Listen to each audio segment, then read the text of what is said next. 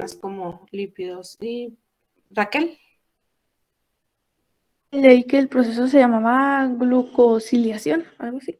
Glucosilación. Sí, una de las principales modificaciones que sufren estas proteínas y lípidos, algunos, no todos, es que se glucosilan, o sea que se les agregan pequeños carbohidratos y pues forman obviamente las glucoproteínas, proteoglucanos y en el caso de los lípidos, pues los glucolípidos. Pero no son las únicas modificaciones, también se les pueden agregar, se pueden sulfatar o se les pueden agregar ácido ciálico, por ejemplo, a las proteínas. Entonces, son varias las modificaciones. Jorge. Una función también es exportar las proteínas sintetizadas, ¿no, maestra? Sí, era, perdón, era ahorita lo que estaba, esto está, el transporte, pues está relacionado con lo que ahorita les mencionaba del tráfico de vesículas. Finalmente, el aparato de Golgi, una vez que se modifican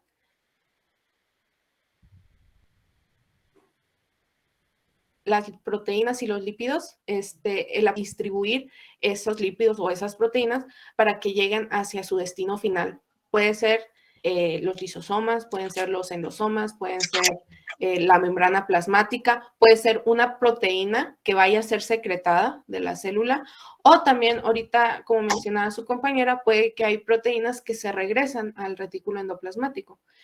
No necesariamente únicamente se regresen porque hubo un error, sino también puede ser que hay proteínas que son del retículo, o sea que pues su función está ahí en el retículo endoplasmático rugoso, pero que necesitan primero ser, para que terminen y sean funcionales, tienen que ser modificadas en el aparato de Golgi y una vez que se les modifica en el aparato de Golgi, pues se regresan al retículo. ¿Sí? Alan.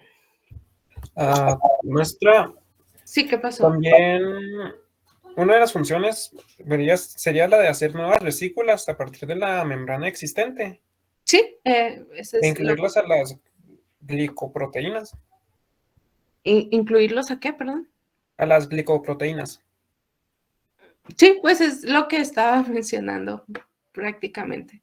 Es que la distribución de estas proteínas pueden ser glucoproteínas o glicoproteínas y pues ya enviarlas a cualquiera que sea su destino, aunque el destino más común es la membrana plasmática, ¿sí? Ya sea que estas proteínas formen parte de la membrana plasmática o, como les decía, que estas proteínas sean secretadas de la célula. Jorge. Maestra, yo tengo una duda. Está Sí. también orientada viene siendo embriología.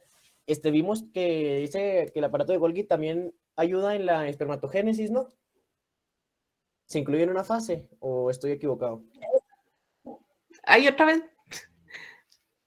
Que no te escuché la pregunta, perdón. Algo de Va embriología, orientada, Golgi sí, va y... orientada a la embriología. Ajá. Es que decía en el libro que en la espermatogénesis Ajá. ese aparato está en una de las 4 fases, que es en la fase ¿cómo se llama esa fase? Déjela busco, maestra, espérenme. Espermatocito, espermato algo. Sí, se me hace que era en la primera fase. Oh, ok, bueno,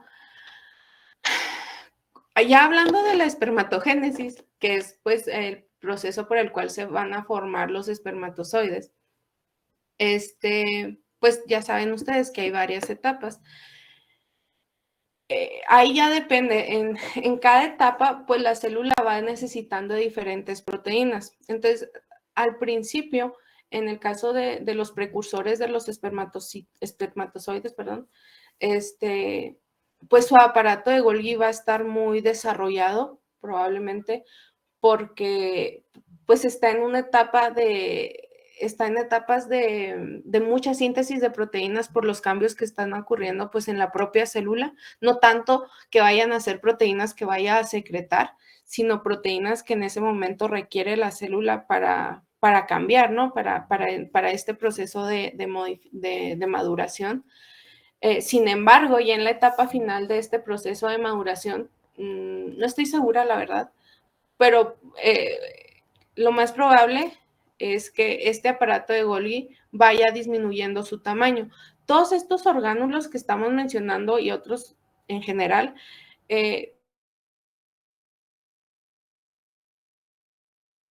todos están presentes en todas las células, son más abundantes que en otras. Todo depende de la función y del estado en el que se encuentre la célula en ese momento. Si en un momento la célula está sintetizando muchas proteínas porque las requiere, es obvio que su retículo endoplasmático rugoso y su aparato de Golgi van a estar muy desarrollados. Pero si en un momento, por ejemplo, ya cuando los espermatocitos ya llegaron a la etapa de espermatocitos, que ya nada más les queda pues darle forma, ¿no? A adquirir esa forma característica de los espermatozoides. Una de las modificaciones que tienen y que sufren es que van perdiendo citoplasma, y en el citoplasma pues se encuentran todos estos organelos. Entonces, pues estos organelos ya cumplieron su función.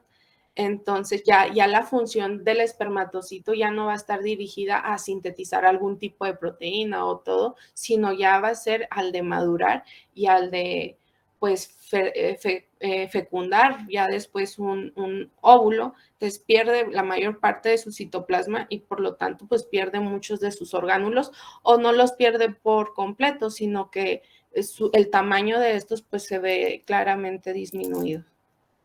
Entonces, no sé si contesté tu pregunta, pero pues sí, puede que en las primeras etapas esté muy desarrollado estos orgánulos y ya conforme pues va madurando, estos vayan haciéndose cada vez más pequeños e incluso puedan llegar a desaparecer, ¿sí?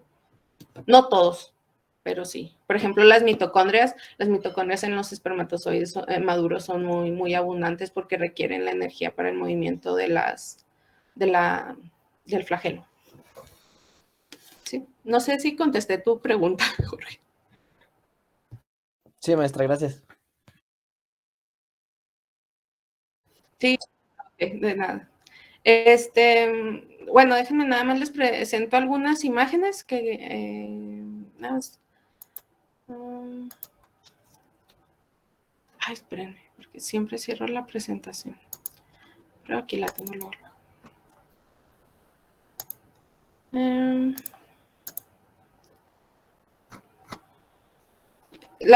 Pues ya todo lo dijo su compañera y ahorita ya lo mencionamos. Nada más les quería presentar algunas imágenes donde se ven pues la basofilia, ¿no? Ahorita mencionaba que pues el retículo endoplasmático rugoso, como les mencionaba, hay células que se especializan, en la síntesis de proteínas. Entonces, pues aquellas células que tienen esta especialización, pues su retículo va a ser muy abundante. No quiero decir que hay otras células donde no esté presente, era lo que les decía, todas tienen retículo endoplasmático rugoso, pero hay unas que sintetizan proteínas pues para mantener la función, pero que no es parte de la función principal o especializada de esa célula. Por el contrario, hay células como las células plasmáticas cuya función es sintetizar anticuerpos. Los anticuerpos son proteínas, entonces su función principal y específica de esa célula es sintetizar proteínas y esas proteínas las va a secretar. Entonces, por lo tanto, estas células especializadas en la síntesis de proteínas, pues van a presentar un retículo muy abundante, un retículo endoplasmático rugoso muy abundante, y por lo tanto, pues van a presentar basofilia citoplasmática, que ahorita su compañera les mencionó que en el microscopio óptico se le nombra. Entonces les decía, en el caso, por ejemplo, de las células plasmáticas, estas, pues prácticamente su retículo endoplasmático rugoso va a ocupar o va a estar distribuido en todo el citoplasma. Por lo tanto, todo el citoplasma de esta célula va a estar teñido con colorantes básicos, por ejemplo, por la hematoxilina. Entonces aquí lo podemos ver en la imagen, como toda la célula, el núcleo ya de por sí es basófilo. Ahora no solo el núcleo, sino el citoplasma, todo está teñido por el colorante básico, a excepción de una pequeña región que ahorita también mencionó su compañera, que es el aparato de Golgi. El aparato de Golgi carece no es teñido ni por colorantes básicos ni por colorantes básicos. Entonces, es la zona que aparece, pues, o sea, pues en blanco, ¿no? Como no teñida. Entonces, a esa zona se le conoce como zona de Golgi negativa, que sería esta parte o aquí que se puede observar. Luego, pues hay otros tipos de basofilia. Hay células también epiteliales secretoras de proteínas que pueden presentar también basofilia, pero la basofilia es un poco diferente, por ejemplo, a la que presentan la basofilia las células plasmáticas. En el caso de las células epiteliales, estas células epiteliales presentan polaridad, que quiere decir que tienen dominios de membrana. Después más adelante los vemos. Las células epiteliales tienen el dominio apical, el dominio lateral y el dominio basal. Entonces, en este tipo de células, como por ejemplo las células del páncreas exócrino, que sintetizan simógenos, que alimentos, de las proteínas que consumimos en los alimentos. En estas células, el retículo, si se fijan, se localiza en la parte cercana a lo que es la membrana basal, por eso se denomina basofilia basal, porque es esta región la que va a ser teñida con los colorantes básicos. Y pues aquí, bueno, aquí también lo podemos observar, es un poco diferente, es una glándula. Y aquí no se distinguen muy bien las células individuales, sino los acinos, ¿se ven? La parte que está moradita, si se fijan, toda esta es la parte basal de varias células epiteliales, y esta, la que está hacia la luz del acino, esta es la luz, la parte blanca, esta sería la parte apical de las células, pues es la parte que no está teñida con el colorante básico. Y hay otros grupos o tipos celulares, como las neuronas y los hepatocitos, que presentan basofilia en grumos, o sea, no se va a teñir una región, toda una región del citoplasma, sino varias regiones, pero que sí es evidente en la microscopía electrónica aquellas regiones que son basófilas, ¿no? Y pues esas regiones basófilas, pues me indican dónde se localiza el retículo endoplasmático rugoso. Aquí podemos ver las células, el núcleo de las células, y cómo el citoplasma, que en este caso está teñido de un color rosa pardo, tiene como puntitos morados. Entonces, esos puntitos morados, pues son estos sitios donde se ubica el retículo endoplasmático rugoso. En el caso de las neuronas, al retículo endoplasmático rugoso que se observa, se le conoce también como cuerpos de Nissl. Eso ya lo vimos. Lo de los antibióticos aquí faltó mencionar. En el caso de muchos de los antibióticos, o el mecanismo de acción de muchos de los antibióticos es actuar a nivel de la síntesis de proteínas. Entonces, pues tanto bacterias procariotas como eucariotas sintetizan proteínas y son sintetizadas en los ribosomas. Sin embargo, los ribosomas de los organismos procariotas, como es el caso de las bacterias, es distinto en cuanto a la cantidad y el tipo de ARN ribosomal. O sea, los dos están compuestos por ARN ribosomal y proteínas, pero pues difiere en el tamaño y en la cantidad de proteínas que presentan. Entonces, estructuralmente, pues son diferentes, ¿no? En ese aspecto. Y por lo tanto, pues los antibióticos detienen o interfieren en la síntesis de los organismos procariotas, en la síntesis de las proteínas en los organismos procariotas, pero no afecta los ribosomas de los organismos eucariotas. Por eso, pues, al consumir nosotros antibióticos, se detiene la síntesis de proteínas en las bacterias o pues sí, en la bacteria que está ocasionando la infección, pero no afecta la síntesis de las proteínas de nuestras células, a excepción de las mitocondrias, pero eso ya lo vemos después. Esto es referente a las modificaciones que sufren que les mencionaba, las proteínas en el retículo endoplasmático rugoso. Dentro de estas modificaciones está la glucosilación. La glucosilación no es única del aparato de Golgi, sino que también ocurre en el retículo endoplasmático y continúa en el aparato de Golgi. También en el retículo endoplasmático rugoso se forman los puentes disulfuro que ayudan a que la proteína, ya les había mencionado, se pliegue correctamente y pues llegue a formar una proteína que sea funcional. Y también en el retículo endoplasmático rugoso están unas proteínas que son las chaperonas, que estas pues ayudan a las proteínas que fueron recién sintetizadas a que adquieran su estructura tridimensional correcta, a que se plieguen correctamente. Y lo que mencionaba ahorita uno de sus compañeros, que también pues son un sistema que, ¿cómo lo mencionó?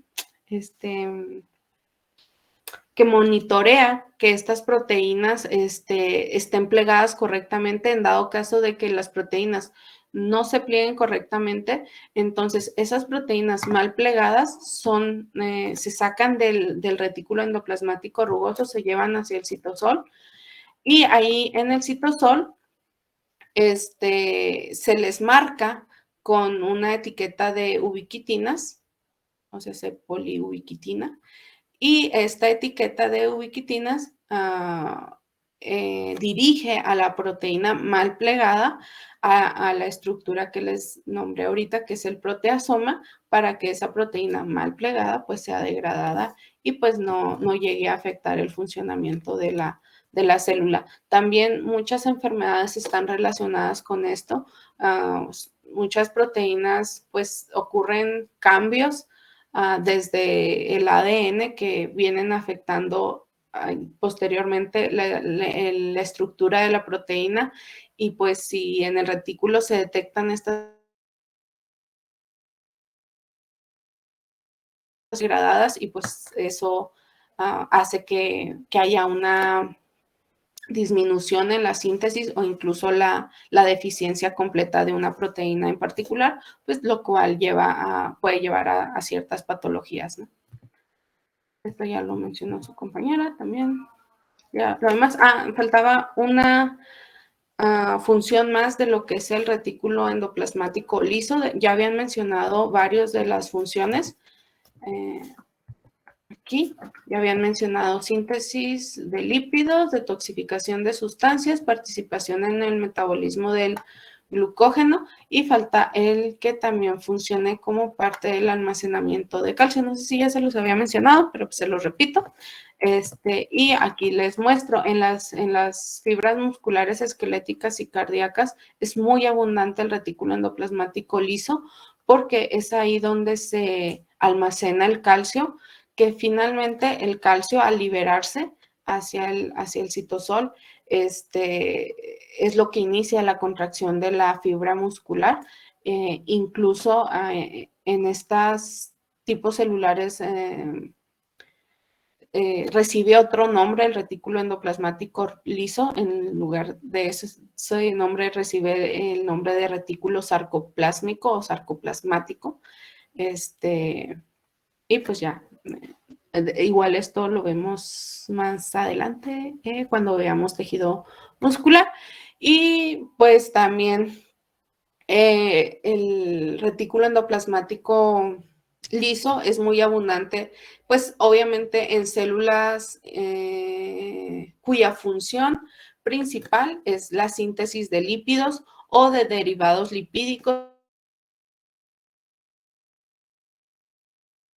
Ejemplo de las células de Leydig que se encuentran en los testículos. Estas células pues están especializadas en la síntesis y secreción de la testosterona, que es un derivado del colesterol y pues es un lípido. Entonces en estas células está muy desarrollado el retículo endoplasmático liso y pues la imagen esta ya se las mencionó su compañera en la exposición. Y lo de el aparato de Golgi, pues también ya lo mencionó su compañero. ¿Tienen alguna duda o pregunta, chicos? ya para terminar este tema. ¿O algún comentario más? Todo claro, maestra. Ok, entonces si ya no tienen dudas o preguntas, nos vemos el día de mañana. Cuídense y hasta mañana. Gracias, maestro.